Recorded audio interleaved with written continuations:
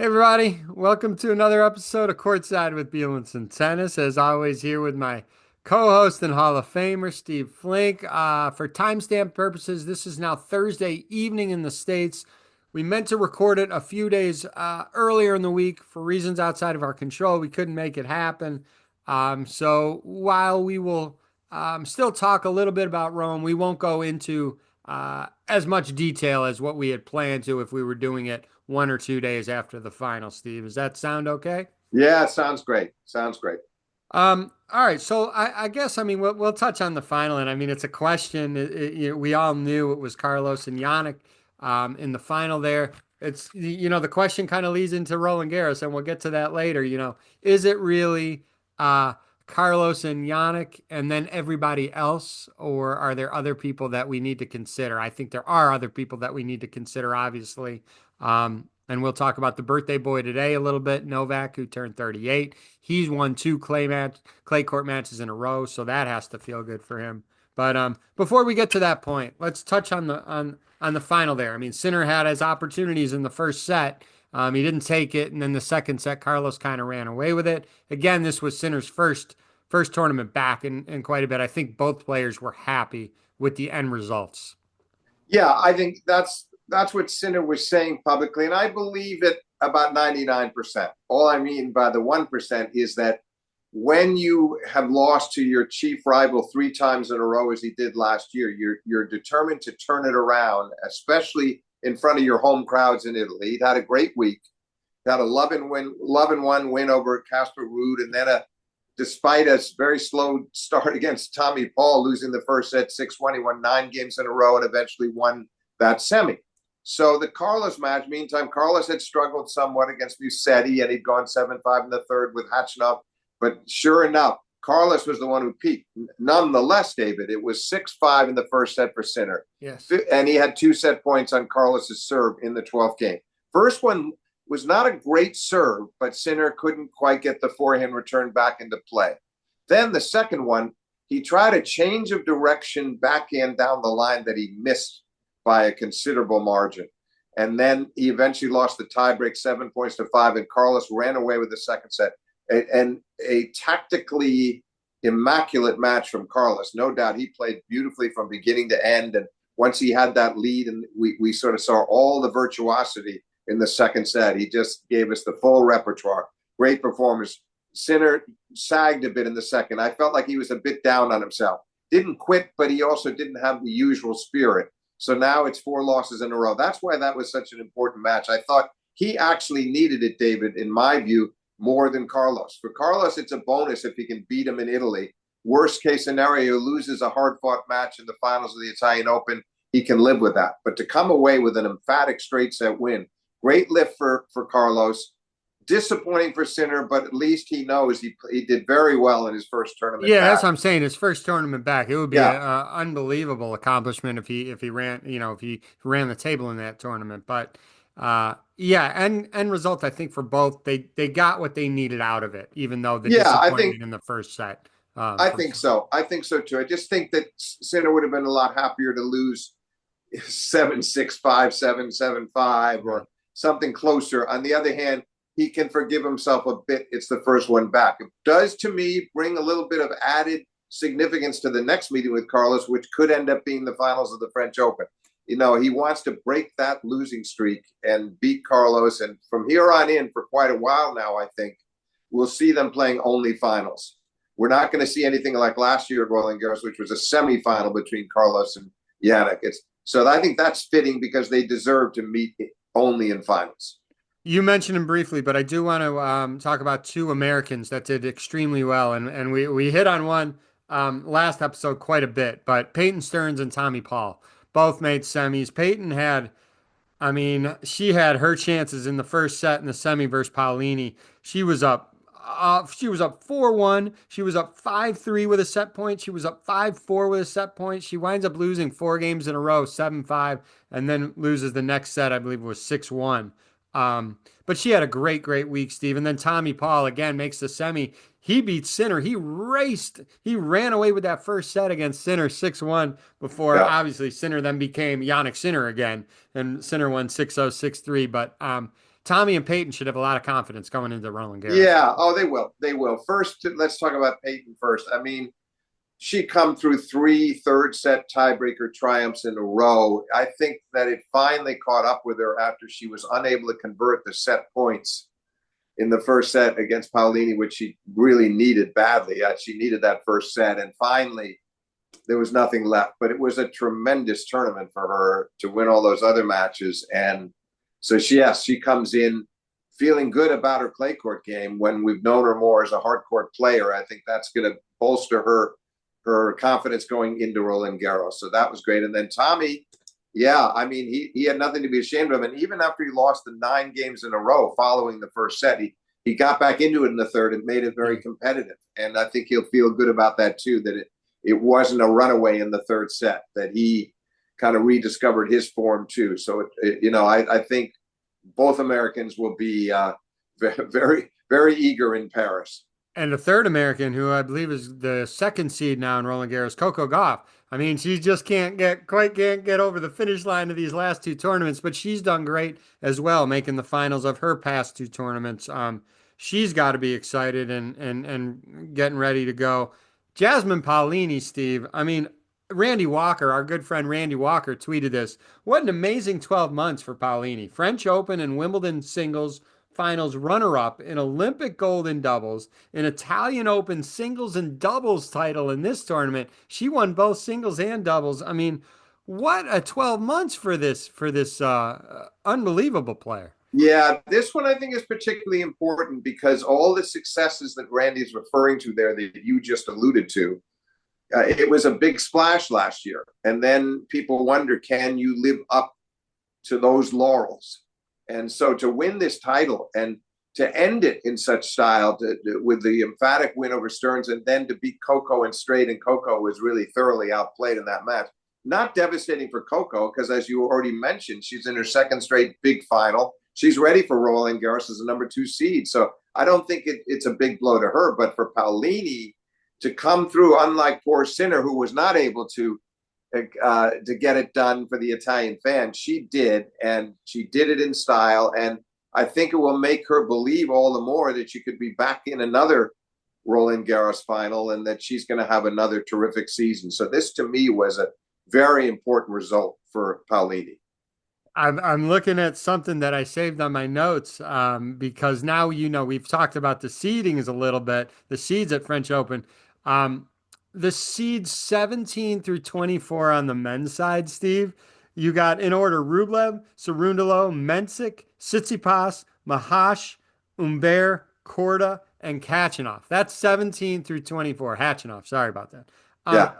All those players, I mean, could do serious damage in this draw. And then on the other side of that, we've seen inconsistent results from each one of those, Steve. Each one of those they can make the quarters or they could lose first round. I mean, that's just the depth of men's tennis. And No, it is. It is that entire cast. It's a very accomplished cast. Obviously, we know in Stefano Tsitsipas' case, he was in the final against Novak only 4 years ago, and he loses after being up 2 sets to love in 5 sets. So I feel like he's got the pedigree. I don't know if he's got the confidence right now, and all the others you mentioned are very dangerous. But you're right.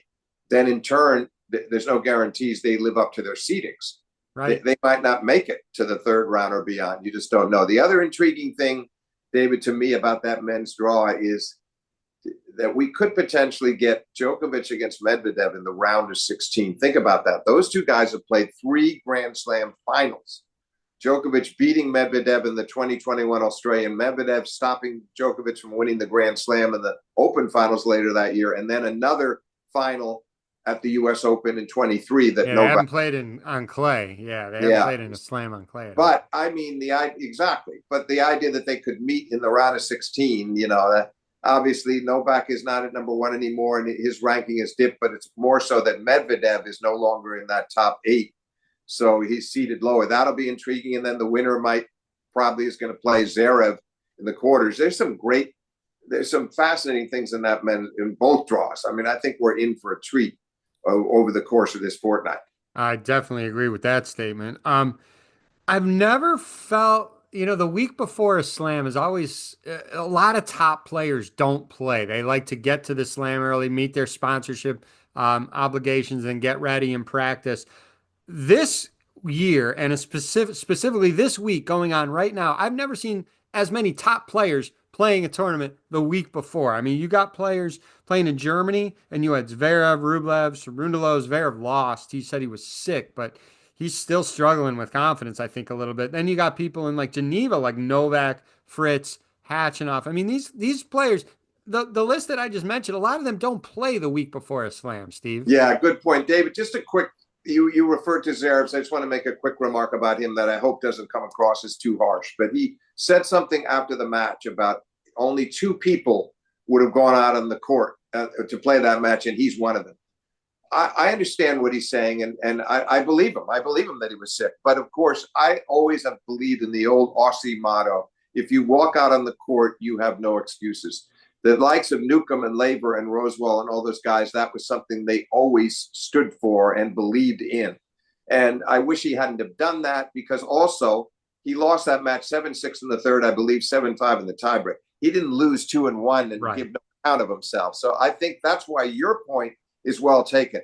It wasn't just that he was sick. It's that the confidence level is still not quite there, despite winning a tournament recently. And so it's going to make it intriguing as he tries to make his way back to another French Open final. He's one set away from winning the title last year before Carlos recovered to beat him in 5 sets in an entertaining final. So I just feel like that would have been better left unsaid. But look, he's going to be in the thick of it again. The question is going to be, does he have that belief that he did as he rolled into the finals a year ago? And that run, of course, started with beating Rafa Nadal in that first round match. Right, right. Well said. Yeah, he's not had the results that he would like. It has not been ideal prep for him. And we'll see if he can kind of work his way into the tournament. You can say something similar, Novak Djokovic. Now, Novak, thankfully, he's won 2 matches in a row right now. So he should start feeling a little bit better about his chances. Just stay healthy. We heard the news that him and Andy, I think we talked about this last time. Him and Andy are no longer coaching, the coaching player working together anymore. Yeah, we did touch on that, so we won't stress that. But Right, the right. important thing is that Novak put back-to-back matches together and is getting wins that he desperately wants, so he can feel good about his chances heading into Roland Garros. I think he will. Look, he's in the semis as we talk. He beat Fusovic 2-3 yesterday, and that was a nice start to just finally get a win after losing his opening round matches in both Monte Carlo and Madrid. Then today he played Arnaldi, who had beaten him in Madrid in straight sets, and you could see the intensity. At one point, he smashed his racket. When he went down 3-1 in the second set, he smashed his racket on the court and got a warning. He had that edge to him. He was snapping at his corner.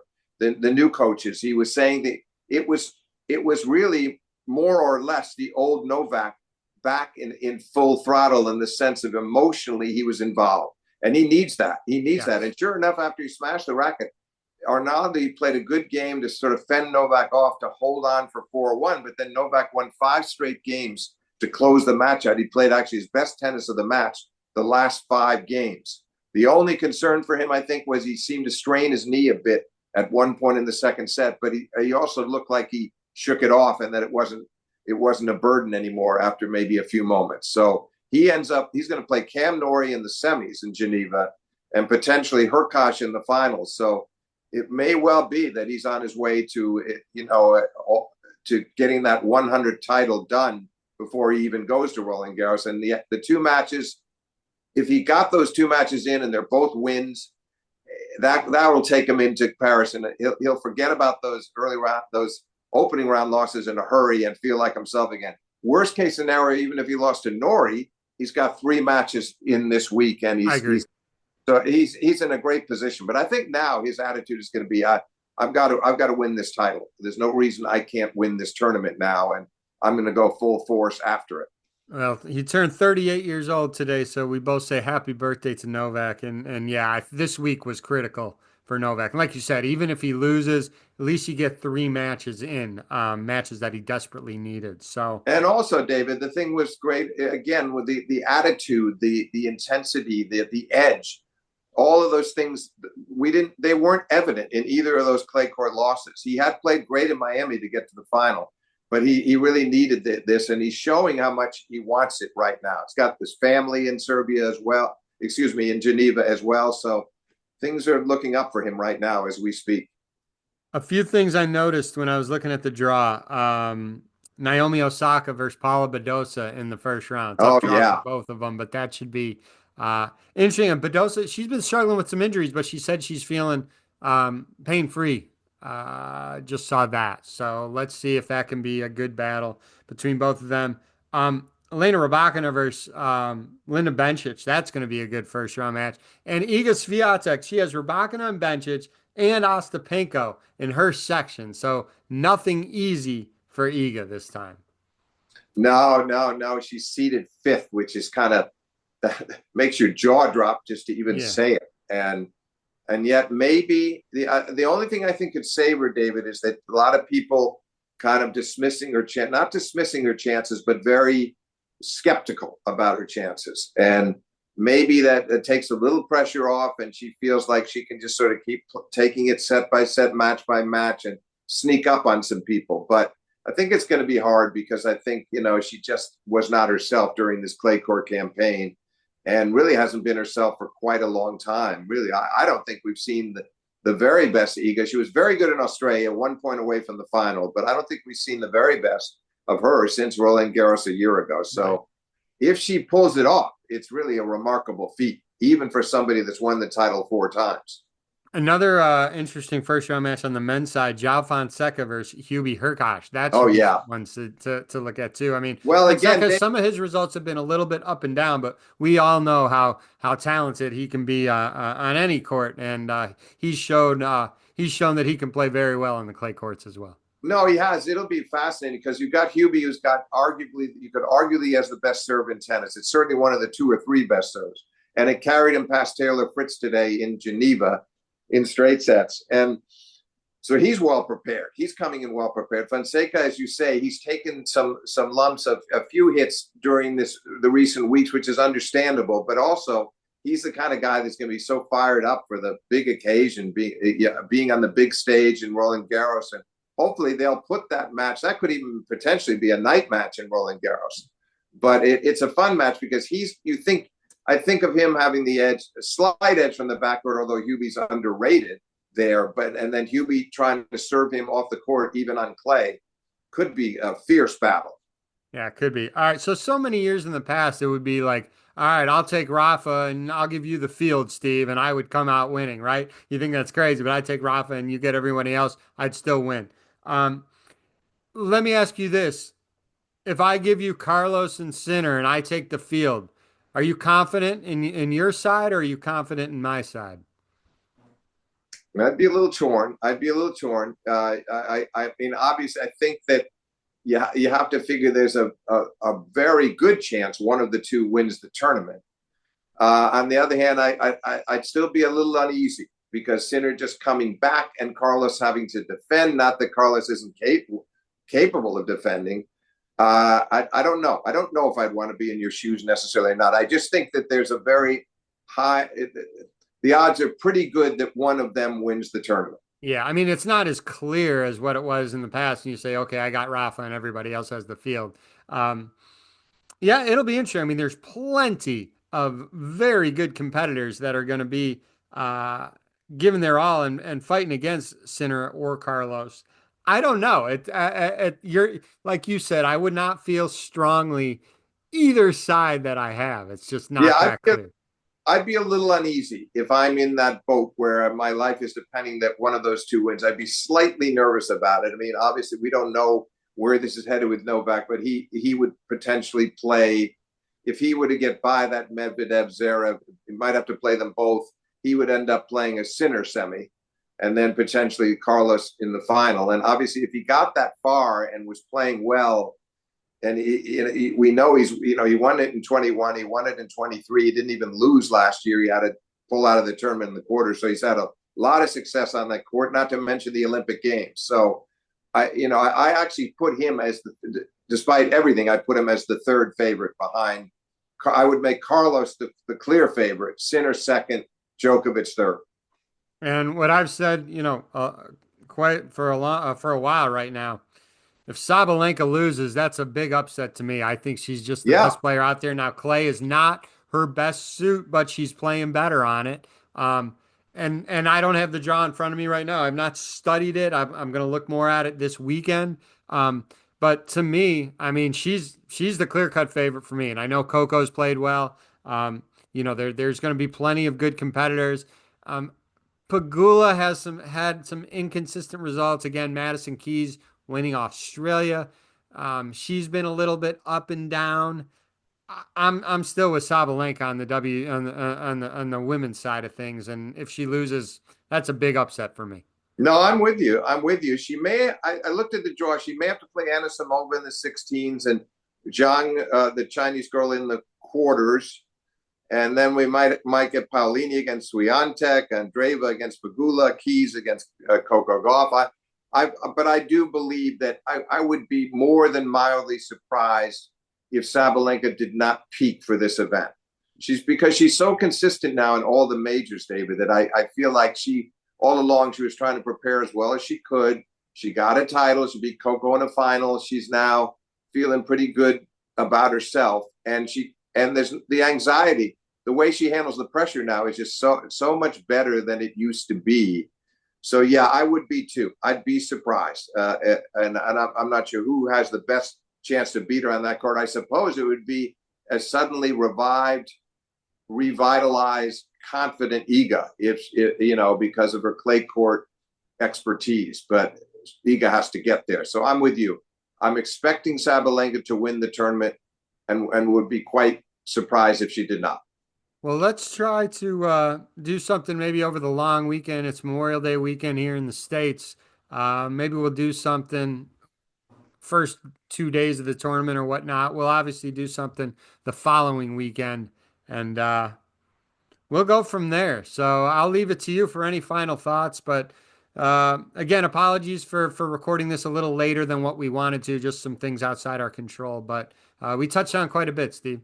No, I mean I don't have too much to add. I just feel like, listen, Coco, we alluded to her. She's seated second with the two finals. I'm fascinated to see what she does. Can Sabalenka live up to the burden of being considered the favorite? I think she can. And then that trio of the men, not obviously you alluded to a lot of other players who are dangerous and will be a factor in this tournament, but all eyes will be on Carlos to see if he can defend, on Sinner in what's only the second tournament back, and then on Novak trying to sort of turn things around this week in Geneva and carry it with him into Roland Garros. So I can't wait for things to get started in Paris, and look forward to our next talk.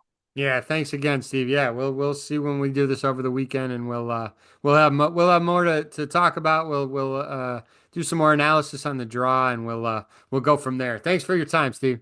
Thank you, David.